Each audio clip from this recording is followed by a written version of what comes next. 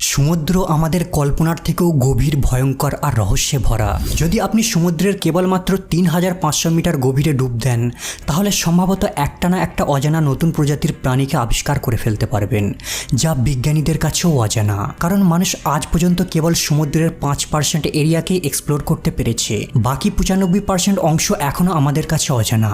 সবথেকে আশ্চর্যের বিষয় হলো আমাদের কাছে মঙ্গল গ্রহের অনেক বেটার ম্যাপ রয়েছে, যা পৃথিবী থেকে ৫৪ মিলিয়ন কিলোমিটার দূরে অবস্থিত, কিন্তু সমুদ্রের এখনও ডিটেল কোনো ম্যাপ আমাদের কাছে নেই। আরও বেশি অবাক করার ব্যাপার হলো ১২ জন মহাকাশচারী টোটাল ৩০০ ঘন্টা চাঁদে সময় কাটায়, কিন্তু কেবলমাত্র ৩ জন ব্যক্তি ৩ ঘন্টা মতো সমুদ্রের সব থেকে নিচে গিয়ে সময় কাটাতে পারে।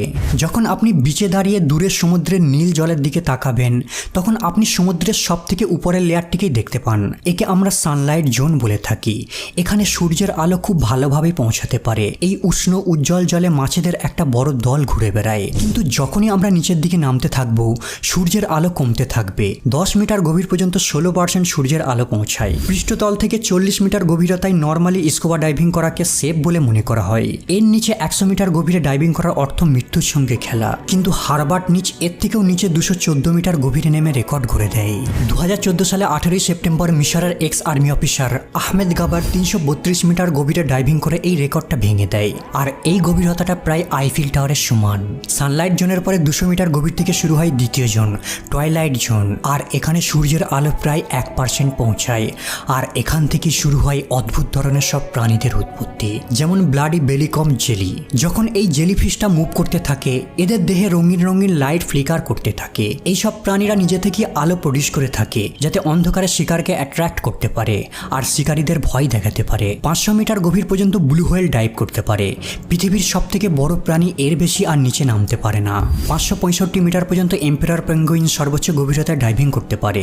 সূর্যের আলোর অভাবে এখানে সালোক সংশ্লেষণ ঘটে না, তাই এখানে প্লান্ট শৈবাল জন্মায় না। আরও নিচে ৮৩০ মিটার ডেপথ হলো পৃথিবীর সব থেকে উঁচু বিল্ডিং দুবাইয়ের বুর্জ খলিফার সমান গভীরতা। এখানে জলের প্রেসার সমুদ্র পৃষ্ঠের তুলনায় ১০ গুণ বেশি। এখানে জলের প্রেসারের অনুভূতি অনেকটা একজন ব্যক্তির মাথায় একটি ছোট্ট গাড়ি চাপিয়ে দেওয়ার মতো সমতুল্য। ১০০০ মিটার নিচে নামলে মিডনাইট জোনে পৌঁছাবেন। এই জায়গাটা সম্পূর্ণরূপে অন্ধকার হয়ে থাকে, কারণ এখানে আর সূর্য পৌঁছায় না। আর এখান থেকেই শুরু সমুদ্রের আসল হাড় কাঁপানো রহস্য। এখানের প্রাণীরা যেন কোনো সায়েন্স ফিকশন মুভির ভয়ানক ক্রিয়েচার। ট্রান্সপারেন্ট বডি, বিশাল আকারের মুখ, অদ্ভুত চোখ আর বড় বড় দাঁত। আর এখানে জলের চাপ সি লেভেল থেকে ১০০ গুণ বেশি পাওয়ারফুল। ঠিক অনেকটা শরীরের উপর প্রতি বর্গ ইঞ্চিতে ১৪৯৯ পাউন্ড চাপ দেওয়ার মতো, মানে একটা আফ্রিকান হাতি আঙুলের উপর দাঁড়িয়ে থাকার সমতুল্য চাপ। এই জায়গায় জলের প্রেসার কতটা রয়েছে এর একটা উদাহরণ দেখুন। এই ব্লবফিশ সমুদ্রের মিডনাইট জোনে বাস করে, আর এদের দেহ এভাবে ফুলে জলে ভেসে থেকে জলের প্রেসারকে হ্যান্ডেল করে। কিন্তু যখনই এদেরকে সারফেসে নিয়ে আসা হয়, এদের দেহ জেলির আকৃতির হয়ে যায়। এই ব্লবফিশই প্রমাণ করে যে এখানে জলের প্রেসার কতটা বেশি। ১০২৭ মিটার গভীর পর্যন্ত একটা মিলিটারি সাবমেরিন হাইস্ট নামতে পারে। এর নিচে নামলে ক্র্যাক চলে আসবে। ২০০০ মিটার নিচে নামার পর আমরা দেখতে পাবো আরও ভয়ানক সব প্রাণী, যেমন ব্ল্যাক ড্রাগন ফিশ। ২২০০ মিটার নিচে বাস করে জায়ান্ট স্কুইড আর স্পাম হোয়েল। স্কুইড ১৩ মিটার লম্বা হয়ে থাকে, প্রায় দুতলা বিল্ডিংয়ের সমান বিশাল। আর এদের চোখ একটা ডিনার প্লেটের সমান বড় সাইজের হয়ে থাকে। পৃথিবীর এদের চোখই সব থেকে বড় সাইজের। সমুদ্রের নিচে এই স্পাম হোয়েল আর জায়ান্ট স্কুইডের মধ্যে মাঝে মধ্যেই ভয়ানক ফাইট হয়ে থাকে। এই কারণে যখন মৃত স্পাম হোয়েল তীরে ভেসে আসে, তাদের দেহে স্কুইডের টেন্টিকালের মার্ক দেখা যায়। আর এদের এই টেন্টিকালগুলো কাস্তের মতো ধারালো হয়ে থাকে। আরও নিচে ৩৮০০ মিটার গভীরে রয়েছে টাইটানিক জাহাজের ধ্বংসাবশেষ। যদি ৮টা বুর্জ খলিফার মতো বিল্ডিংকে পরপর সাজিয়ে রাখা হয়, তবে এতটা নিচে নামতে পারবেন। আর এখানে জলের চাপ ৫৫০০ PSI বা পাউন্ড পার স্কোয়ার ইঞ্চি, মানে একটা আঙুলের ৪টে আফ্রিকান হাতিকে দাঁড় করিয়ে রাখার সমান প্রেসার। ১৮ জুন ২০২৩ সালে টাইটানিকের ধ্বংসাবশেষ দেখতে আসার সময় এখানে এত নিচে জলের চাপে টাইটান সাবমেরিন ইমপ্লোড হয়, আর এদের দেহগুলো নিমিষেই চূর্ণ বিচূর্ণ হয়ে যায়। ৪০০০ মিটার নিচে নামলে আমরা পৌঁছাবো অ্যাবাইজাল জোনে। আর এই জোনটা বিজ্ঞানীদের কাছে এখনও অজানা। এখানে এমন সব প্রাণীর অস্তিত্ব রয়েছে যা পৃথিবীতে আর কোথাও দেখা যায় না, যেমন ৪৫০০ মিটার গভীরে বাস করে এই অ্যাংলার ফিশ। এদের মাথায় ফিশিং পোল লাগানো থাকে, যা বাল্বের মতো জ্বলজ্বল করতে থাকে। এরা অন্ধকারে শিকারকে অ্যাট্রাক্ট করার জন্য এই ধরনের উজ্জ্বল আলোর টোপ ব্যবহার করে থাকে। ৪৭৯১ মিটার গভীরে রয়েছে জার্মান ব্যাটেলশিপ বিসমার্ক। সেই সময় এই জাহাজটা দ্বিতীয় বিশ্বযুদ্ধের সবথেকে পাওয়ারফুল ব্যাটেলশিপ ছিল। ব্রিটিশ নৌবাহিনীর হামলায় ২২০০ জন ক্রু মারা যায়, কেবল ১০১৪ জন মতোই বেঁচে যায়। কিন্তু সমুদ্র এর থেকেও আরও গভীর। ৬০০০ মিটার থেকে শুরু হয় হ্যাডাল জোন। আর এই জোনটা সমুদ্রের সব থেকে ভয়ানক আর রহস্যময় জোন, কারণ যত সংখ্যক মানুষ চাঁদে ভিজিট করেছে তার তুলনায় এই জোনে খুব কমই মানুষ এক্সপ্লোর করে। আরও একটু নিচে 6100 মিটার গভীরে ইন্টারনেট কেবিলকে বিছিয়ে রাখা হয়। পুরো ইন্টারনেটে 99% ট্রাফিক সমুদ্রের তলদেশ দিয়ে এই কেবিলের মাধ্যমে পাস হয়, মেসেজ, ইমেল, এমনকি আমার এই ভিডিওটাও। আর পৃথিবীর সবকটা সমুদ্রের 90% গভীরতা এই 6000 মিটারে। আর এখানে জলের প্রেসার এতটাই বেশি যে একজন ব্যক্তির মাথায় 60টা হাতি চাপিয়ে দেওয়ার সমতুল্য। আর এই গভীরে কোনো প্রোটেকশন ছাড়া নামলে আপনার দেহ সেকেন্ডেই জলের চাপে জেলি হয়ে যাবে। কিন্তু তারপরেও এখানে প্রাণের অস্তিত্ব রয়েছে। 6500 মিটার গভীর পর্যন্ত ডিএসবি এলভিন রিসার্চ সাবমেরিন পৌঁছাতে পারে। এই সেই পপুলার রিসার্চ সাবমেরিন যা টাইটানিক জাহাজকে খুঁজে বের করতে সাহায্য করেছিল।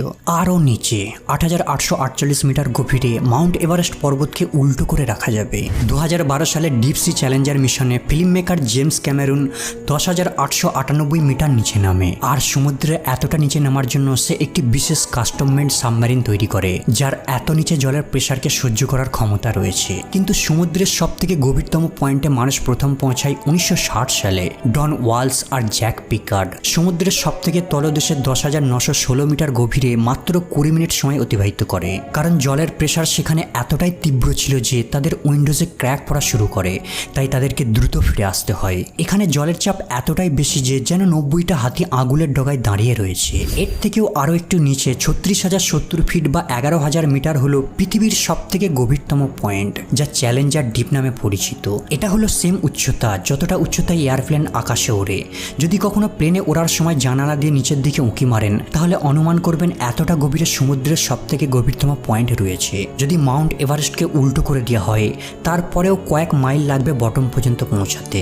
মারিয়ানা ট্রেঞ্চ সমুদ্র তলদেশে চাঁদের আকৃতির মতো একটি বিশাল আকার বাঁকা ট্রেঞ্চ। এর দৈর্ঘ্য 2550 কিলোমিটার আর চওড়া 69 কিলোমিটার। পৃথিবীর এই গভীরতম পয়েন্টটা গোয়াম আইল্যান্ড থেকে 300 কিলোমিটার দক্ষিণ পশ্চিমে অবস্থিত। এখানের গভীরতা, ভয়ানক অন্ধকার, খাবারের কমতি আর হাড়কে চূর্ণ করে দেবার মতো প্রেসারই প্রমাণ করে যে এখানে প্রাণের অস্তিত্ব প্রায় অসম্ভব। কিন্তু আপনি শুনলে আশ্চর্য হবেন, সমুদ্রের এত নিচেও প্রাণের অস্তিত্ব রয়েছে। এখানে এমন সব ধরনের প্রাণীরা রয়েছে যাদেরকে অদ্ভুত ভিন গ্রহের প্রাণীদের মতো দেখতে। এরা এত চাপের মধ্যেও নিজেদের টিকিয়ে রাখার ক্ষমতাকে আশ্চর্যজনকভাবে অ্যাডপ্ট করে নিয়েছে। উদাহরণ হিসাবে এই সিনেল ফিশের কথাই বলা যায়। এই মাছটা সমুদ্রের সব থেকে গভীরে বাস করে।